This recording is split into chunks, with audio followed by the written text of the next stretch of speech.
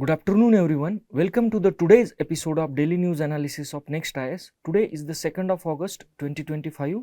Let's start with the today's important topics which we are going to discuss. First is regarding the Prevention of Sexual Harassment Act application to the political parties and Supreme Court's ruling regarding this, important from GS1 Indian Society Women Related Issues Perspective. Second is with respect to the health of India's economy in the context of statement given by US President Donald Trump regarding the Indian economy. Third is with respect to the disasters in Himachal Pradesh and Supreme Court's ruling regarding this. Fourth is with respect to the BlueBird Satellite, the joint venture between India's ISRO and NASA, important from GS3 Science and Tech perspective. And the last one, decoded topic, the democracy grown at home, important from GS2, as well as the art and culture GS1 perspective. So let's start with the today's episode. Supreme Court refusal of POSH application, that is Prevention of Sexual Harassment at Workplace application to the political parties. So what is the backdrop of this news? Basically, Supreme Court has refused to entertain the petition to apply the POSH Act to the political parties. So what is the detail of the news? Let's go into it. Basically, in Supreme Court, the petition was filed which was seeking to apply the POSH Act 2013 to the political parties, and the argument given by petitioner was that the women in political work, especially those women who are working at grassroots level or at a karyakarta level, are facing rampant sexual harassment, and there is no any kind of formal redressal mechanism in this. So what were the key points of petition that were raised by the petitioner? The POSH Act mandates formation of internal complaint committees in all workplaces. Basically, as per the mandates of the POSH Act, every working place which is having women employees are supposed to form internal complaints committee. Political parties lack such kind of internal complaints committee, leading to the inconsistent protections. Basically, what petitioner here want to say that since political parties are not having any kind of internal complaint committees, the women who are working in the political parties at grassroots level or even in the middle or senior level are not having any kind of institutional or formal mechanism to raise their complaints. Women in politics face systematic harassment as shown by the UN Women 2013 study as well as the Inter-Parliamentary Union 2016 report. To support the argument, the petitioner has given statistical or data support with reference to the UN 2013 study and Inter-Parliamentary Union 2016 report. So here, political work should be legally recognized as employment or engagement to ensure the POSH Act coverage. Basically, here petitioner want to say that the political work and the female political workers should be legally recognized so that as an employment or as an engagement to ensure that POSH Act covers it. So the petitioner's argument was given by senior advocate Rekha Gupta, and what was her argument? Basically, she was not asking for any legislation. What she was expecting from the Supreme Court was judicial interpretation with reference to the various terms like workplace, employer and employee. She also referred to the Kerala High Court ruling which said that POSH Act does not apply to the political parties. So she was also referring to the Kerala High Court ruling which says that POSH Act cannot be applied to the political parties. So what was the Supreme Court stand and suggestion with reference to this petition? Supreme Court plainly refused to entertain this petition, and the two-judge bench, which was headed by the Chief Justice of India, Bhushan Gavai, said that these issues fall under the legislative or executive policy domain, not in the judicial domain. So this was simply rejected by the Supreme Court on the basis of the principle of separation of power, saying that this particular issue falls under the legislative domain or executive policy domain, so we cannot do anything with regard to this. The court also advised petitioner to approach the legislature to introduce the private member bill. Basically, here Chief Justice of India has suggested a petitioner to go to the women MPs who are at least 30-35 women MPs there are in Lok Sabha and Rajya Sabha. So here they suggested that they can go to the women MP and ask them to bring the private bill with reference to application of POSH Act in political parties. Chief Justice of India also suggested petitioner to challenge the verdict that has been given by the Kerala High Court judgment. The petitioner withdrew the petition and was granted liberty to pursue other legal remedies that are available in various stages of the court. So, let us go into certain basics of the act. Basically, let us go into the key provisions of the Prevention of Sexual Harassment at Workplace Act 2013. So, what is the definition? Let us start with basic definition of sexual harassment. Basically, it includes any unwelcome physical, verbal, non-verbal acts, demands for the sexual favors, sexually colored remarks and showing pornography to the woman employee. So, these are the various components that can be recognized as the Sexual Harassment Act. What were the next is regarding the circumstances which constitute the sexual harassment. The promise or threat related to the employment given to the any woman. Second, interference with the work or creating the hostile work environment to the women who are working in the office or workplace. Humiliating treatment affecting the health or safety of the woman employee. So, these three are the circumstances which can constitute sexual harassment in this act. Who is an employee? Basically, it covers all the women, whether they are regular, whether they are temporary, contractual, daily wage laborers, interns or apprentices. So, the coverage of this particular term, that is employee, woman employee, is very vast in this act. What is the workplace? Basically, it extends beyond offices to any place where the work is performed, including the remote work, field visits and informal setups. So the definition of workplace under this act is very wide, which also include the remote work, field visits, informal setups in the economy. So, let us go into the detail of internal and local complaints committee. This particular internal complaints issue was raised by the petitioner also. This is internal complaints committee. It is mandatory in all the organization with 10 plus employees. Second thing, the presiding officer of this particular legal internal complaint committee is senior woman employee. Second, 2 employees with legal or social background are also the member of this particular committee, and 1 external member from NGO or women rights organization is also supposed to be the member of this internal complaint committee of organization.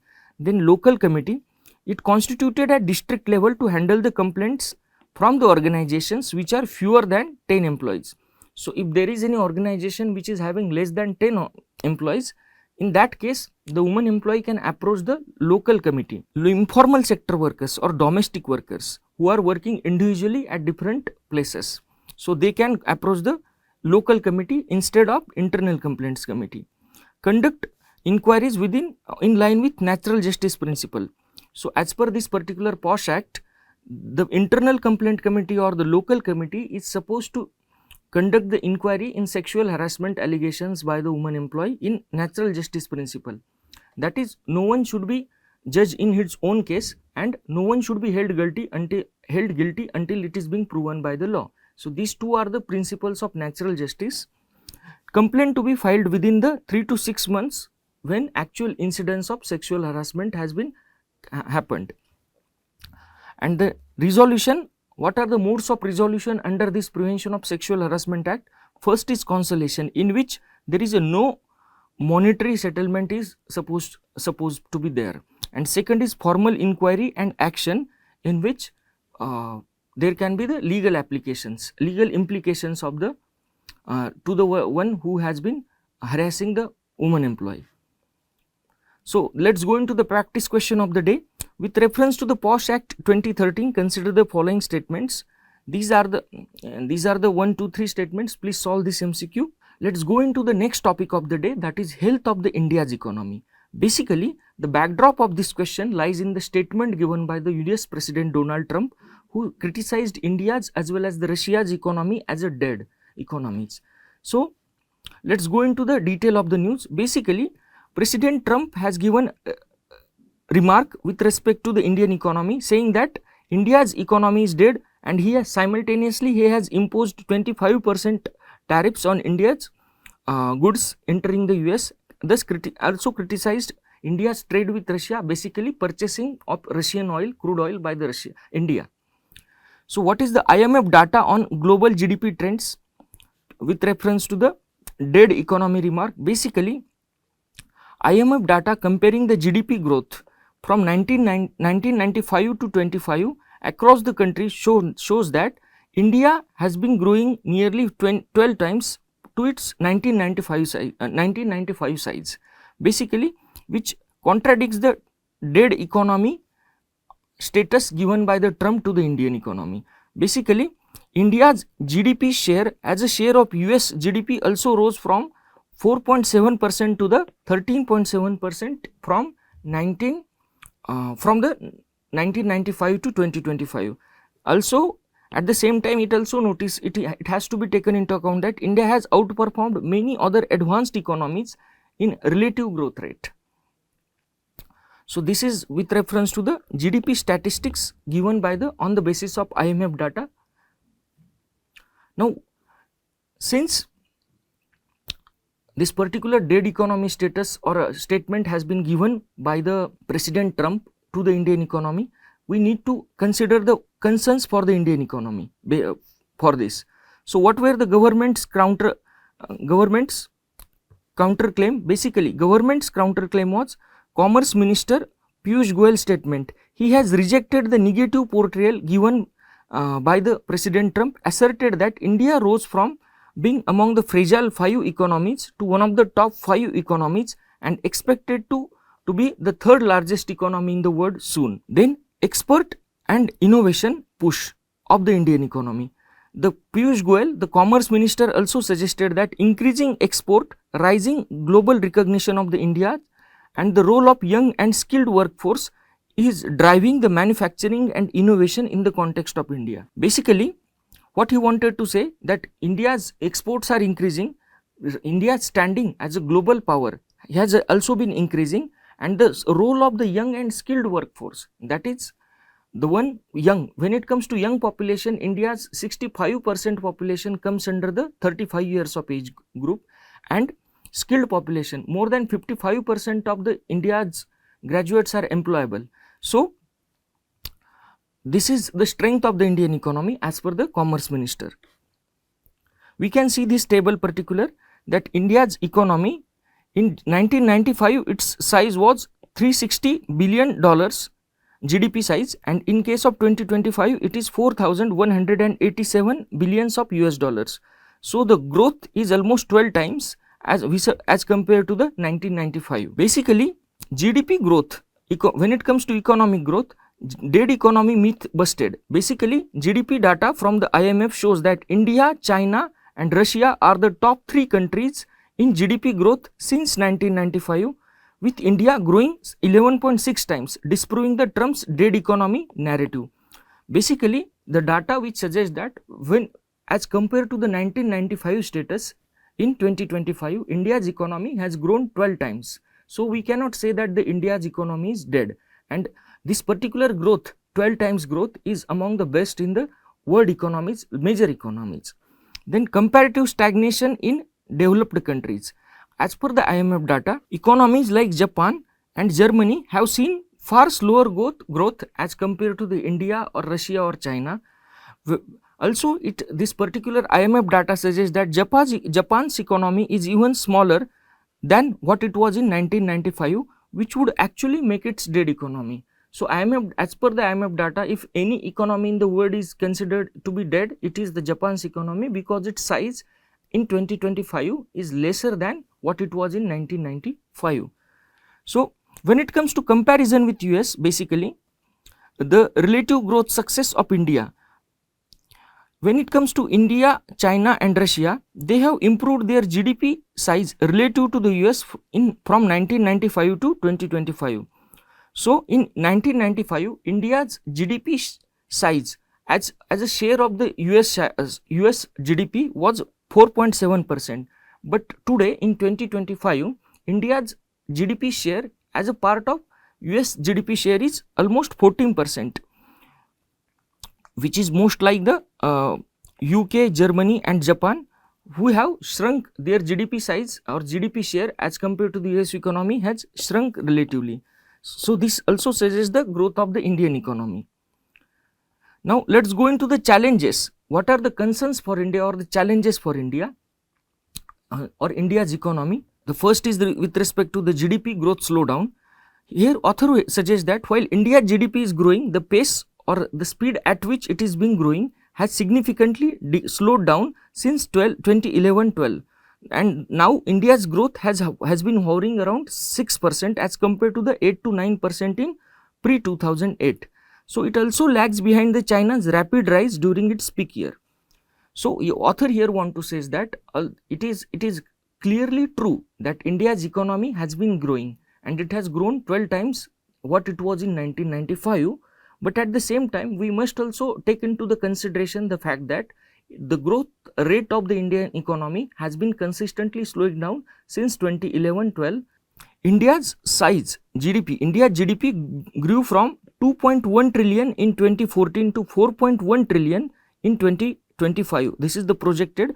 But when it comes to China, its GDP grew from 1.9 trillion to 4.6 trillion in just 4 years, that is 2004 to 2012.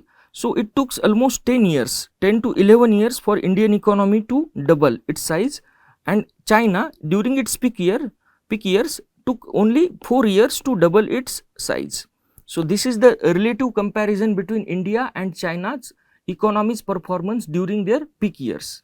So the second aspect is the low share in the global trade. Basically, as per the data given by the author from the Economic Survey of India, India contributes to only 1.8% to the global merchandise exports, and in case of services, only 4.5% of the global services exports, indicating the limited global trade presence of India. Third, manufacturing underperformance of India, manufacturing sector underperformance of India.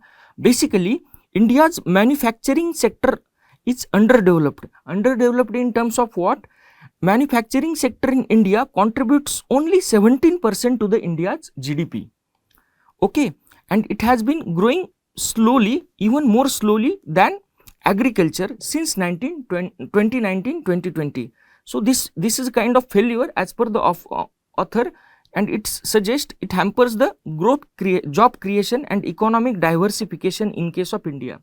So basically, why economic diversification? 60% of India's GDP comes from the services sector, and since the growth of the manufacturing sector has stunted since 2019-2020, it is leading to the hampering of the economic diversification of the Indian economy. And also, since the manufacturing sector is labor or employment intensive, its slowing down suggests that job creation will be limited.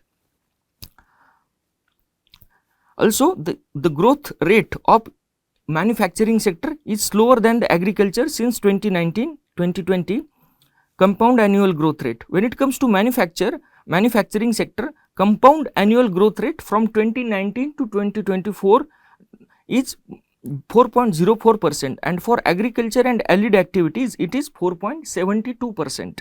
So agriculture sector is performing relatively better in terms of CAGR, compound annual growth rate, when it comes to manufacturing. So let's go into the farm distress. This is the again significant problem with reference to the India's economy. Large part of the population remains in agriculture. Basically, 45% of the India's labor is from the agricultural sector, but at the same time, agriculture sector contributes only 17 to 18% of the India GDP. So this is a kind of dichotomy, and this particular 45% population is mostly at the subsistence levels, reflecting the structural issues in the rural economy of India. As I have already mentioned, that 45% population's employment comes from the agriculture sector, but at the same time, only 17% of GDP comes from the agriculture. So which leads to the kind of disguised employment problem in the agriculture sector. So what are the rest of the challenges in case of Indian economy? Labor market mismatches. Basically, there is a skill mismatch causes the high unemployment, especially among the educated youth. So, India Skills Report 2025 predicts that only 55% of the Indian graduates will be employable in 2025. So, this suggests that 45% of Indian graduates are not employable or partially employable. Also, there was a statement by real estate industry today only in today's newspaper that real estate infrastructure sector lacks 20 lakh skill personnel. So, there is a deficit of 20 lakhs skill personnel in real estate as well as the infrastructure sector. This suggests the lack of employability among the Indian youth.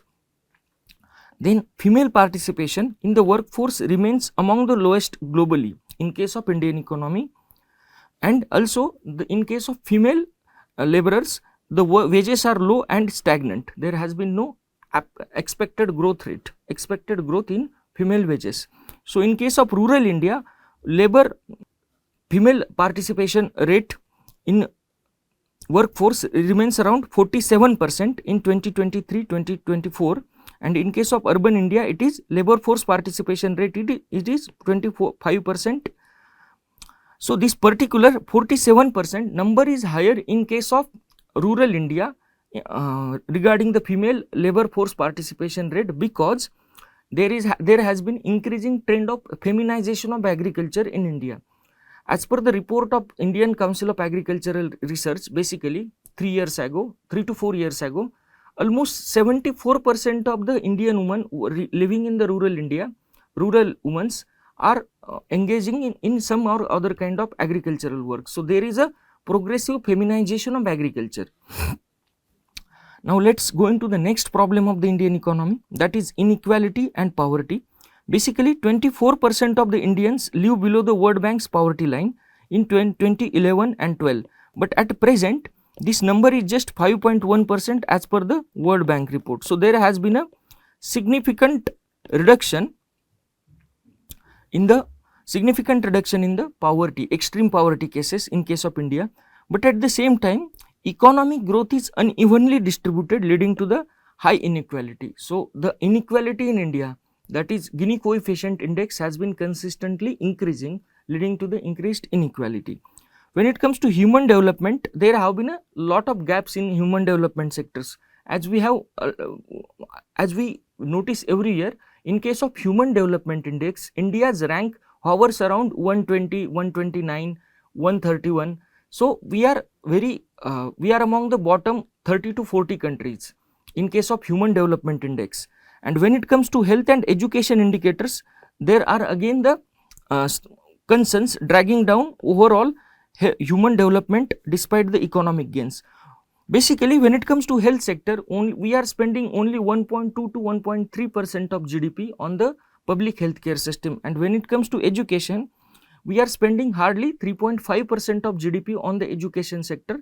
As per the national education policy, it should be at least 6%. So, it is almost half of what is being envisaged by NEP 2020. Now, let us go into the practice question of the day. Consider the following statement regarding the recent trends in the Indian economy. Please solve this MCQ. Now, let us go into the next topic of the day, that is the disasters in Himachal Pradesh and recent Supreme Court judgment with reference to the Himachal Pradesh. What was the statement given by the Supreme Court? Entire Himachal Pradesh may vanish into the thin air if the environmental degradation continues. So, this particular topic is important from GS3, that is disaster management perspective. So, let us go into the details of the news. Basically, the Supreme Court has warned that Himachal Pradesh may vanish into the thin air if environmental degradation saga continues unchecked. It refused, basically, there was one petition filed into the Supreme Court by the hotel industry of the Himachal Pradesh. It refused to interfere the High Court order which restricted the constructions in the green zones in Himachal Pradesh. And the suo motu public interest case was registered, and Himachal Pradesh government was asked to respond within 4 weeks. So, what are the key environmental concerns raised by the Supreme Court in this? severe ecological imbalance leading because of the years of neglect of environment or ecology leading to the environmental damage. Then frequent natural disasters, whether it is a landslides or floods, worsening the intensity of the disasters and its damage causing to the economy as well as the human lives. Then climate change impacts are visible and alarming in the Himalayan region. Basically, Supreme Court has suggested that the impact of the climate change are quite visible and alarming in case of Indian Himalayan region. Deforestation and hydropower projects are reportedly causing water scarcity leading to the landslides, failing to maintain the minimum ecological flow affecting the various aquatic ecosystem. As per the certain data given by the Jal Shakti Ministry last year in the Lok Sabha, there were more than 250 projects going on, hydropower projects of various either large or small or medium going on in the Himalayan region, and these hydroelectric projects or hydropower projects are causing water scarcity, affecting the ecological flow of the Himalayan rivers and causing water scarcity. Again, another important concern that has been raised is unregulated or unchecked tourism, which is leading to the traffic congestion, waste generation, noise pollution, overuse of water and encroachment into the sensitive areas. Basically, 2 to 3 weeks ago there was a news regarding the traffic jam in the Manali, which it was spanned across almost 12 to 15 hours. So it has been traffic congestion is very common in case of the Himalayan states. Waste generation and noise pollution, obviously since tourists are visiting these states, Himalayan states in very large numbers, it is leading to the huge waste generation and noise pollution, which is severely impacting the Himalayan critical or fragile Himalayan ecology, and overuse of water and encroachment into the sensitive areas. Uncontrolled infrastructure development, including the 4-lane highways, tunnels, whether for strategic concerns or for infrastructure concern, multi-story buildings in the fragile zones. So this is the uncontrolled infrastructure development. Local communities near hydropower projects are facing various negative impacts of these hydropower projects like structural cracks, water storages or frequent landslides in the region. Satluj river has reportedly shrunk to the rivulet because of the various hydropower projects on this river. So this particular data is from the State Emergency Operations Center of the Himachal Pradesh regarding the impact of the various disasters during this monsoon. Basically, this Himachal Pradesh suffered the loss of 22,000 crore in this particular monsoon season of 2025.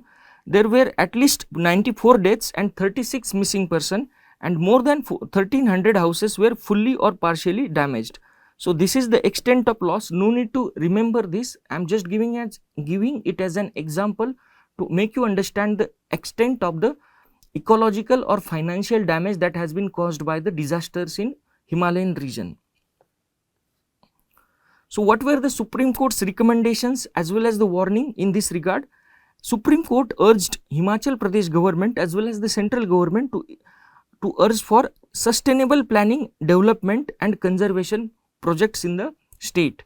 Then called for Himalayan states to collaborate on environmental challenges and eco-sensitive development. So this was common for all the Himalayan states, whether it is Uttarakhand, Jammu Kashmir, Himachal Pradesh. They can collaborate or they can cooperate with each other with reference to tackling of these environmental challenges and adopting the eco-sensitive development, which will reduce its negative impact to the environment. It also warned that earning revenue cannot be the only priority of the state government.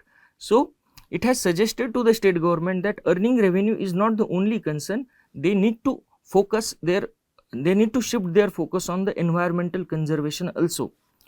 Also, the strong message that if current trends of environmental degradation continues, Himachal Pradesh will appear from the map of India. So let's go into certain basics of the news.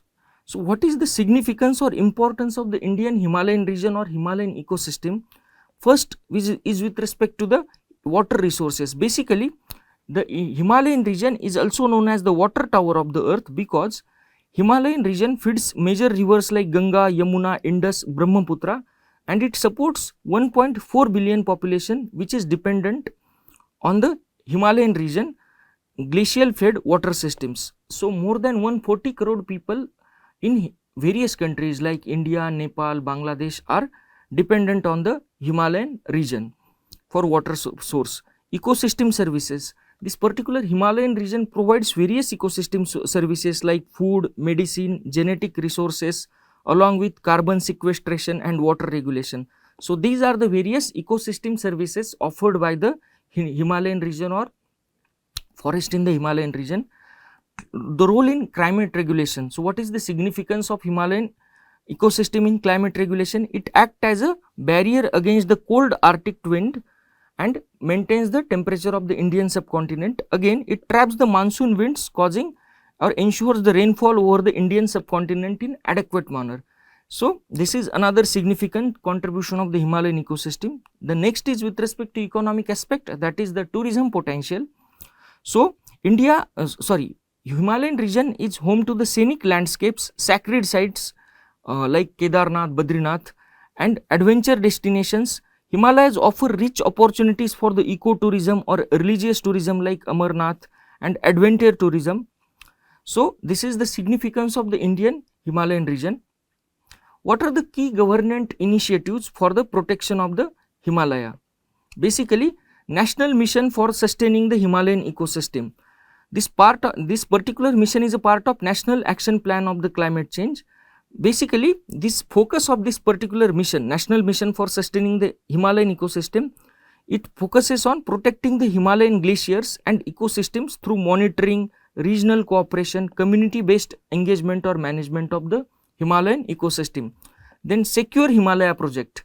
Basically, under the Global Wildlife Program, this particular program is under the Global Wildlife Program. This particular Secure Himalaya project promotes the sustainable use of alpine resources and conserves the species like snow leopard while supporting the local livelihoods. So basically, protection of the pastures and protection of the some flagship species like the snow leopard is the purpose of this particular Secure Himalaya project. National Mission on the Himalayan Studies. Basically, it aims to address the region specific challenges in the Indian Himalayan region through research and collaboration with the various state government agencies. So this is the National Mission on the Himalayan Studies. Indian Himalayan Climate Adaptation Program. This particular Indian Himalayan Climate Adaptation Program focuses on enhancing the climate resilience in the Himalayan region through science-based adaptation strategies.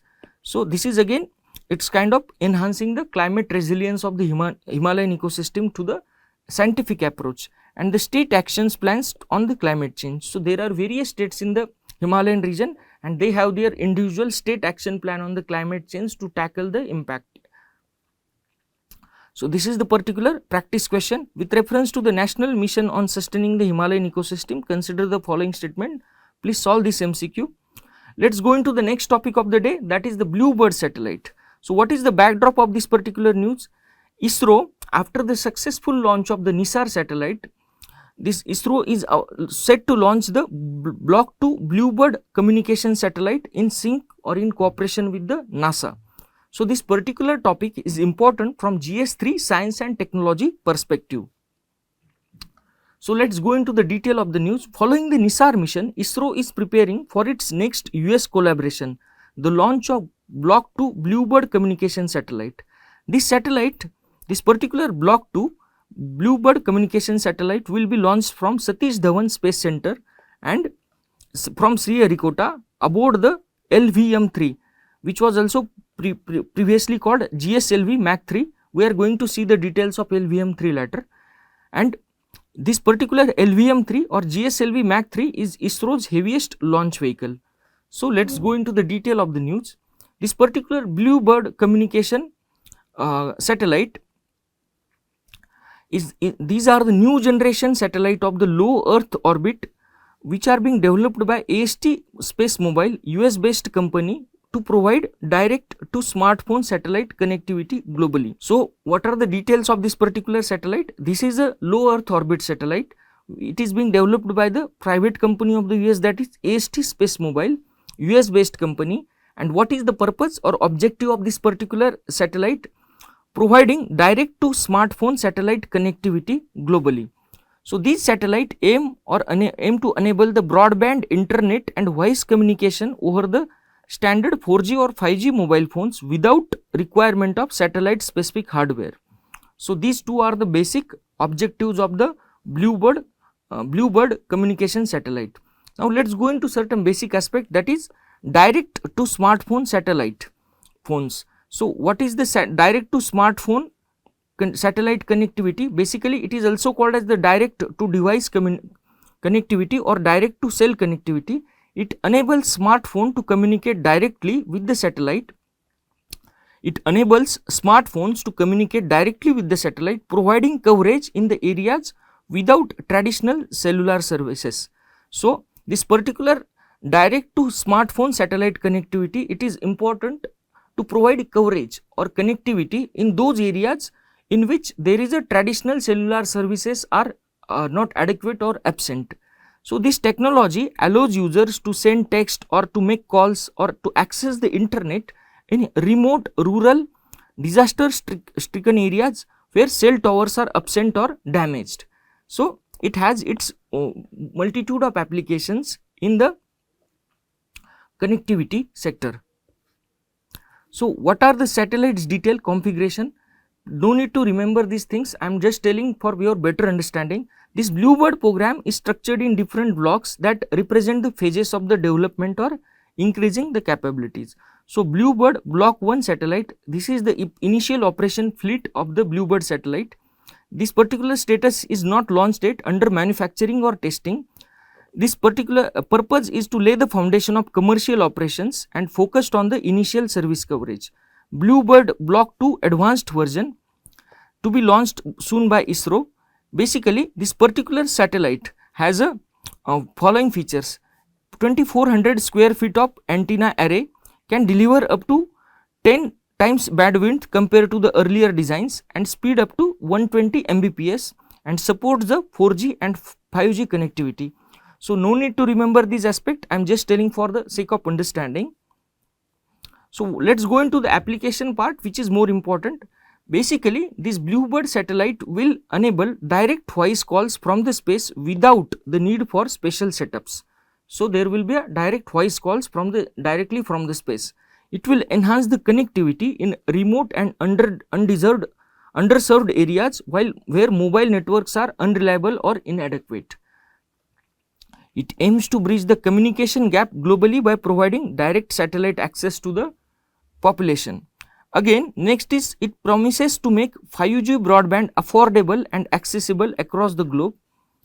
Then it will support the various critical sectors like education, healthcare, social networking, remote work in critical or remote areas of the rural areas.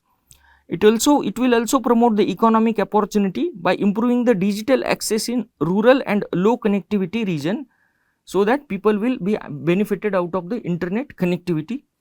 And it offers more user friendly alternative compared to the systems like Starlink that requires additional hardware, as well as they are very costly.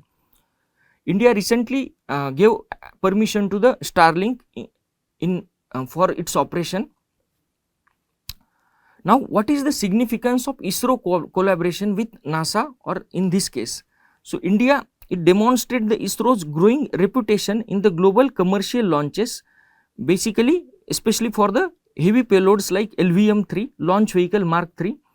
It also strengthened the Indo-US space collaborations under the Compact Initiative, Compact program between the India and US, and it also validates ISRO's capability to support the advanced commercial satellite constellations. So what is the LVM-3 launch vehicle Mark III? It is India's most powerful launch vehicle, that is LVM Mark III, capable of carrying heavy payloads into the space. It was previously known as GSLV Mark III, that is Geosynchronous Satellite Launch Vehicle Mark III. So what are the features of this LVM-3, that is Launch Vehicle Mark III? It is a 3-stage heavy lift launch vehicle. Please remember, 3-stage and heavy lift. It can access payload up to the 8000 kg. In case of geosynchronous transfer orbit, it can take payload up to the 4000 kg. And there are three stages. First is solid, second is liquid, and third is cryogenic. So the stages solid, liquid, and cryogenic. In case of cryogenic engine CE-20, it has been developed indigenously by the ISRO, and it is used for heavy communication satellite or space missions. So these are the details of the LVM-3 launch vehicle Mark 3, important from the prelims perspective. Now let's go into the practice question of the day. With reference to the launch vehicle Mark 3, consider the following statement. Please solve this MCQ. Let's go into the last topic of the day, that is democracy grown at home. Basically, Prime Minister Modi recently spoke about the indigenous traditions of the collective decision making in India, in ancient and medieval India. This particular topic is important from GS1, that is art and culture, as well as GS2 election system in India, election and electoral system in India. So let's go into the detail of the news. Basically, during his recent visit to the ancient temple of Gangaikonda Cholapuram, Prime Minister Narendra Modi stated that Indian democracy existed long before the Magna Carta of England of 12th century. It was a deeper message reclaiming the pride in the democratic legacy of India, which is indigenous, ancient, and rigorously codified. Now let's go into the ancient democratic practices that were prevalent in ancient India as well as the medieval India. So basically, as per the author, who is the former Chief Election Commissioner of India, S.Y. Qureshi, he said that India's democratic spirit did not just begin in 1947 or 1935 Government of India Act or even 1999. It stretches back to Vaishali, which was one of the Ganasangha or republic in the foothills of the Himalayas in 6th century or 5th century BC. One of the world's first known republic, and after that there were various inscriptions, including the important one, that is Uttara Mirur inscription, where the ideals of transparency, eligibility, accountability, and citizen participation were inscribed in the stone. So let's go into the early democratic roots of the Indian democracy. So various evidences, whether from the Vedas or Upanishads, shows that democratic traditions in India existed as early as 5th century BC, at the time of Mahajanpadas or Gansanghas, that is the republics that were existent in the North India or in the foothills of the Himalayan region. In small communities, these early democratic roots or elements of election were present in small communities or in villages or even in tribal societies, in which there was a participation in the decision making through discussions, and it was a normal practice. So what was the process of voting and balloting in case of the democratic practices of ancient India? There was a use of ballots. Some Ganasanghas employed the ballots for voting, as evidenced by the Buddhist texts like Mahavagga. So there was a even use of ballot system. Then political whip. In that period also there was a presence of a person or authority called as the political whip, who was called as the Ganapuraka. And what was the purpose or what was the job of this particular Ganapuraka? To oversee the voting process and ensure its proper conduct. So to maintain the sanctity of the election process or purity of the fair or conducting the fair and impartial election process was the function of the political whip or Ganapuraka. Then vote counting. Author here suggests that officer called as the Shalaka Grahapaka was responsible for collecting and counting the votes. So it was like declaring the result of the election, and there were multiple voting methods. So this suggests the kind of diversity that is prevalent in India since ancient times. Voting could be done secretly, either through whispering or to openly by show of hands. So let's go into certain next part, that is the Kautilya's Arthashastra's views on the voting system or the ancient democratic practices in ancient India. So this particular Arthashastra describes the role of sanghas or local unions, and how the state can rule more efficiently through this local government structure, which are called as the sanghas or local unions. This particular Arthashastra also suggests qualifications for the candidate, that is property and education were considered as the essential qualifications. In the age limit that was there up to 70 years for contesting elections. Disqualification. Those deemed corrupt, tainted or guilty of moral turpitude were disqualified, as well as their close relatives. So, these were the qualifications given in detail in Kautilya's Arthashastra. Now, let us go into the medieval times. Uttara Mirur model or Uttara Mirur inscription of the Chola dynasty. This particular Uttara Mirur inscription, the question was asked in Prelims 2022. An inscription, this particular Uttara Mirur model or inscription is there in the Vaikuntha Perumala temple in the Uttara Mirur, which is dated around 920 AD during the reign of Parantaka Chola, and this particular inscription gives astonishing details about the democratic functions or democratic activities that were going on that particular time. So, as per this particular inscription, they were the genuine self-governing village republics. There were the genuine self-governing village republics which were electing the representatives through the system that is reminiscent of the modern democratic principle. So, author here want to suggest that there were self-governing village republics in India during the Chola time, and there were the elected representatives in those villages, and these practices are the reminiscent of the modern democratic principle that are prevalent today. So, let us go into another detail that of electoral process, that is Kuda Volai system, ballot pot, that was prevalent at that time. So, author here suggests that to ensure the transparency and neutrality, the names of eligible candidates were inscribed on the palm leaves and they were placed into the earthen pot. A young impartial boy was chosen to draw the slips in the public view. The selected number served for the 1-year terms, after which the process was repeated. So, this was a kind of lucky draw system or lottery system, we can say, that was prevalent to take the various terms of the terms for the elected representatives. Candidate qualification. So, during the Chola times, village republics, there were qualifications too. So, what first important was the age criteria between 35 to 70 years. Again, the ownership of the tax paying land. Then next is resident on that tax paying land. Knowledge of the sacred text or administrative procedure was also required. So, these were the candidates qualification criteria even in the medieval times also. What were the disqualification criteria for the candidates? Basically, those who have defaulted on the debts. So, defaulters were disqualified from the contesting election. Those who were the consuming alcohol, and those who were committed the moral transgressions or showing the lack of moral turpitude, or those candidates who failed to present the accounts from earlier offices were automatically disqualified. So, we can see how meticulous system was qualification and disqualification was designed in those medieval times. Even the close relatives of such individuals who are disqualified were ineligible.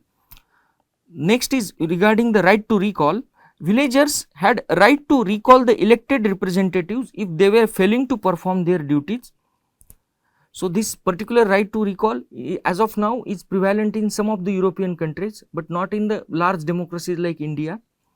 Then removal and disqualification of the elected member.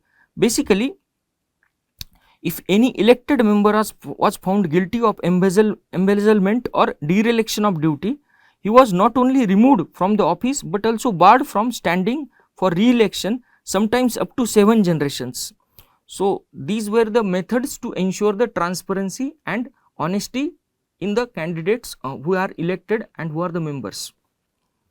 So, what is the significance of this particular system? These village republics show highly evolved participatory democracy reflecting the values that predate and align with the modern democratic principles. As we have seen various qualification and disqualification criteria, we can say that these democratic practices can show the light to the modern democratic principles.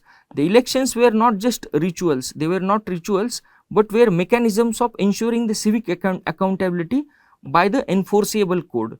Also, these ancient and medieval democratic practices demonstrate that India's democratic ethos is rooted in the civilizational heritage and not just in the constitution of 1947.